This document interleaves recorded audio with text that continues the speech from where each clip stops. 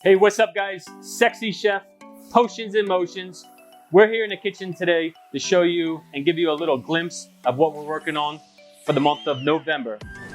It's time to sear these big boy filet mignons. Pan searing them, salt, pepper, a little extra virgin olive oil, splash of red wine, fresh rosemary. Let's get cracking. Salt, fresh cracked pepper, a little olive oil,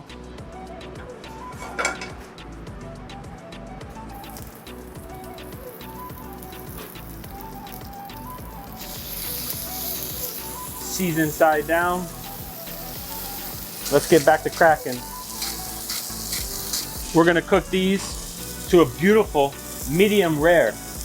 Nice and crispy on the outside, beautiful moist on the inside with a bright pink color. This rosemary is really gonna infuse this beautiful meat here. So when you slice into it, not only are you gonna smell cattle, you're gonna smell fresh rosemary and some butter. Like I said, a little splash of red wine. Let's check on the sear. Beautiful sear. Turn it around. We're gonna continue to let those sear for another 60 seconds. But first, we're gonna hit it with a little Mark West Pinot Noir.